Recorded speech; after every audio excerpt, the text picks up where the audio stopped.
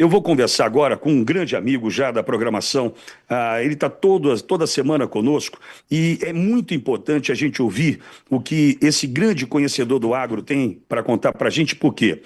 Numa conversa aqui com a Auriverde ainda essa semana, na última quarta-feira, você vai se lembrar que o presidente Bolsonaro o citou. Né, o presidente Bolsonaro citou o nome de Celso Ricardo. Celso Ricardo é um consultor do agronegócio, é uma pessoa que tem servido de referência para o presidente Bolsonaro, inclusive como fonte de informação, e foi citado durante a nossa conversa por aqui, repito, na última quarta-feira com o presidente Bolsonaro. E naquele momento, o presidente falava inclusive sobre o endividamento do homem do campo no Brasil, chamando atenção para uma dívida que ultrapassa a casa de 1,2 trilhão, ou seja, quase que uma dívida impagável. A exemplo do perrengue que passa agora, né, os produtores do Rio Grande do Sul. E é sobre isso que a gente conversa agora com o Celso Ricardo, que volta à programação da Auriverde Brasil. Celso, eu te agradeço muito. Você não imagina o quanto você está nos ajudando a entender. Porque o homem da cidade, né, tem uma referência quando se trata do homem do campo, né, tem da prosperidade, né, é certo, muito trabalho, mas muito provavelmente a gente enxerga com uma lente muito diferente da realidade, viu, Celso? E você tem sido fundamental na luta para que a gente conheça de fato o que vocês estão passando hoje. Seja bem-vindo, Celso. Olá, Pitoli, bom dia. Que prazer estar contigo de novo aí. Para mim é uma honra, viu?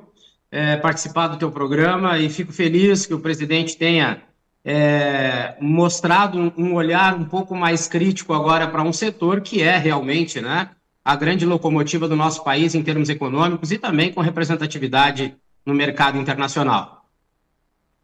Agora, Celso, quando a gente fala de endividamento, embora em algum momento a gente já tenha tratado aqui sobre o assunto, acho que é importante, já que o presidente citou, o Bolsonaro citou, recupera para a gente, né, a situação do homem do campo hoje e como isso pode comprometer a produção agrícola no Brasil.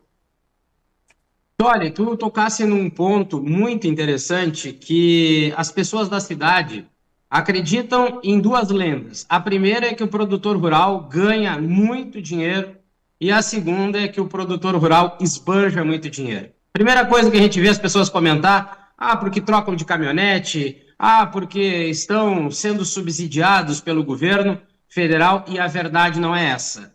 A verdade é bem diferente. Nos últimos anos o produtor tem trabalhado para pagar contas e as pessoas ainda dizem, né, com certo tom de deboche, mas por que não abandona a atividade? Não, a profissão dele é a produção de alimentos. Ele detém um conhecimento extremo naquela área e o produtor rural brasileiro é muito competente.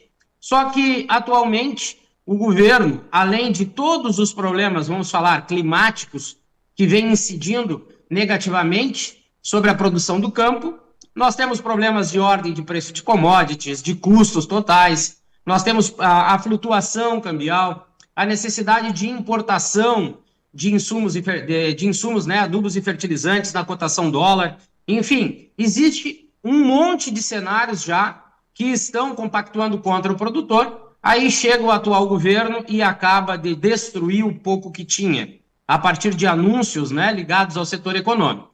Mas, em termos de endividamento, é um acúmulo, Pitoli. O Brasil tem um custo operacional dentro das propriedades rurais muito grande.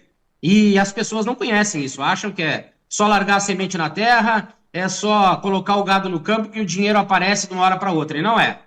A propriedade rural é uma empresa a céu aberto e nas condições atuais do Brasil, nós temos acumulado muitos e muitos prejuízos. A safra, para nós termos uma ideia, ela gira em torno de 1,3, 1,4 trilhão de reais. A dívida está em 1,2 e essa dívida vem sendo acumulada por inúmeros fatores apresentados pelo setor econômico, também pelo setor de mercado e agora pelas questões, né, ligadas principalmente a preços de commodity e esse abuso que o governo está causando aí, está oferecendo, está propondo ao produtor rural, que eu acredito que para a próxima safra, quando nós estivermos falando de novo da safra 26-27, nas condições atuais, o produtor rural que não abandonou a atividade ou perdeu a sua área estará totalmente comprometido, Pitoli. Quando a gente fala dessa dívida, Celso, até para a gente entender como é que a gente pode dividi-la, né? Porque a gente também ouve falar aqui na cidade, né? E me perdoe tratar dessa forma, não estou fazendo nenhuma divisão, segregação, mas a gente está longe, né, Celso? A gente não conhece a realidade de fato, né? A gente ouve falar de plano safra, acesso a crédito, né? Poxa, tem dinheiro de sobra para o agro. Como é que se dá a relação dessa dívida? Como é que ela se subdivide para a gente entender de fato qual é o problema enfrentado hoje? E por que o plano safra, essa facilidade, segundo Lula, né, de acesso ao crédito, por que ela não compensa essa dificuldade ou não ajuda a liquidar essa dívida? Porque, Pitoli, não existe viabilidade econômica e financeira sobre as operações do campo e nós complementamos com a operacional e comercial. Então, essa teoria, né, do governo de querer se expandir a partir de um plano safra bilionário, ela parte de um seguinte princípio: o ano passado não tinha dinheiro, né, a partir de um montante que já foi considerado histórico. Uma coisa é nós anunciarmos um montante, a outra coisa é ter um montante. Depois, no ano passado, os bancos usaram de certas artimanhas com relação à legislação ambiental para travar muitos financiamentos. Isso o próprio presidente da ProSoja Mato Grosso também comunicou isso a público, que os bancos estavam usando de algumas situações para travar, né, a liberação de crédito. Depois veio o Haddad, disse que não, mas para mim, numa análise que fiz com algumas pessoas, não tinha dinheiro. O próprio Pronaf, que eu tenho amigos que são de agricultura familiar, que buscaram o crédito, também não havia dinheiro. Então, o primeiro ponto é esse: não teve o dinheiro oferecido. Será que esse ano vai ter? É uma questão ainda a ser analisada. Pela fragilidade econômica que está o país, eu acredito que esse montante todo não vai ter. Agora, subsídio, as pessoas acreditam também, na cidade, como tu colocou, que o produtor rural, o agronegócio é totalmente subsidiado pelo governo federal. Não é verdade.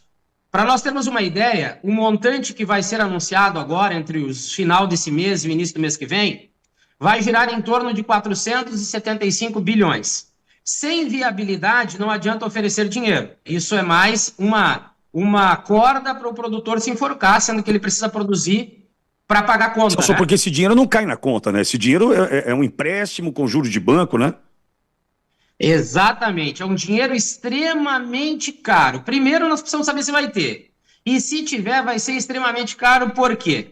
Nós estamos falando de uma Selic a 15%, o IOF, que incide também sobre as transações, vai chegar, eu acredito que o governo, como foi anunciado, vai buscar o STF, e o STF vai liberar para que suba esse IOF de 1,5%, vai chegar em patamar de 3%. Nós temos a retirada da isenção do imposto de renda sobre as LCAs, um acréscimo de 5%. Esse é o cenário proposto pelo governo. Depois, o governo federal, através do Tesouro Nacional, vai subsidiar quanto?